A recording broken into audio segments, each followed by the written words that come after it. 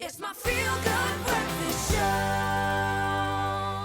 Welcome back, you beautiful souls. You are live with Expresso. It's bumper weekend review because we've got two parts. We've had to, and we're still not even able to cover absolutely everything.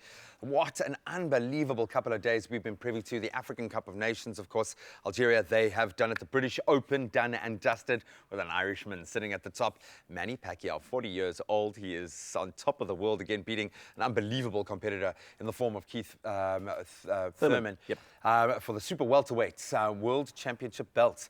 Dude, where do we begin? Okay, I suppose let's start with AFCON before we kind of make it a foregone thing. Algeria, Senegal, age-old rivalry, we know, missed opportunity for Senegal, but unbelievable tournament, just in its summation. A really good tournament, and Algeria deserved winners. Look, they made the tournament bigger in terms of, additional teams, and so it could have become a little bit clumsy and unwieldy, but I mean, I think that was a really good move because the tournament was really good, high quality. I got to say the final was a little bit disappointing in terms of a spectacle. As is often the case. As is often the case. I think everybody's scared, you want to win, and so one mistake could cost you. But I mean, all of the matches, the pool games and the games leading up sort of mostly to the semi-finals and final, very, very high quality. And then, as I say, that final was a little bit sort of tight and not too much to watch, but still, Algeria came away with the win. And yeah, I think the African stars that are playing abroad now, that really came to bear for us. And we again tip our hats to Bafana for an incredible tournament.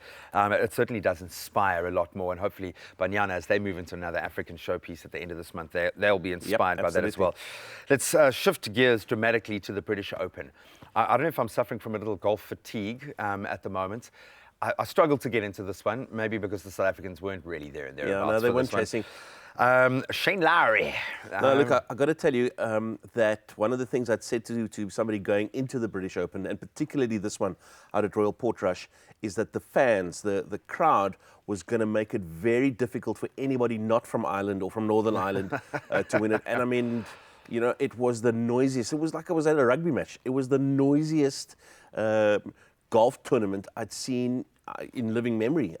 It really was just a spectacle and a showcase for Irish golfers, and I'm so pleased for Shane Lowry to come home and win it. McIlroy, was he broken in that first round? First round was just a bridge too far. What a second round, and I think the crowd appreciated it. He tried everything, played probably the highest quality golf I've seen from him in a long time, because he's had a bit of a slump in form, but he came back in that second round. Yeah, the crowd in the background, dude, yeah. It means so much to him, obviously, but to do it in front of his home ground and his home crowd must be so amazing. And to dominate, seldom do you see a final round like that kind of dominance. So congratulations, Shane Lowry. I would imagine see a lot of attention focused on this young man now. Moving forward, it's going to be massive. World number one Brooks Cooper, of course, not really, still very much following the form. We know it's quite unforgiving in that space, but maybe just not capitalizing on the chances that he had. Do you know, AG, the thing with the Open is that it's played on courses where there aren't too much trees. It looks like it's a very easy assignment. Let's get out there, play a little bit of golf and win it. But it's always tricky. The rough is very, very tricky to get through. Once you're in it, kiss goodbye, kiss a good round goodbye, because it's going to make it very difficult for you. Talking about kissing your goodbye, Manny Pacquiao beats Keith Thurman on points, a split decision ultimately. 40-year-old boxer comes out of retirement to fight a prime fighter, a true champion with smack talk. That might even be the blow that rocked him in the first round. What an unbelievable fight. People say that boxing has lost a bit of its luster. I was feeling that going into this fight, thinking, Manny Pacquiao, really? Yeah, this is going to be over quickly. Do we really need to bring another, former champion back? But what a spectacle, man. What a spectacle. I mean, look, obviously lots of experience. He knows his way around the ring because, I mean, Thurman has not been defeated, longer reach, class, man. Younger by 10 years. I mean, everything was in his favor. And Pacquiao showed him how to play golf. Excuse me, he might have afterwards. It's a gentleman's sport. They might have gone out afterwards and duked it out on the golf course. An incredible weekend of sport, and we haven't even gotten through everything. So I'm sorry if you're a Tour de France fan. I'm sorry. We will get to it this week.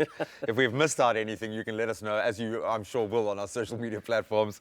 What was your highlight of this amazing sporting weekend? I'm guessing sitting ringside for the box must have been for me was number special, one. man. Absolutely, to see the Springboks win. Oh man. Such a special moment. You can let us know on all of our social media platforms. Were you feeling the fierce today?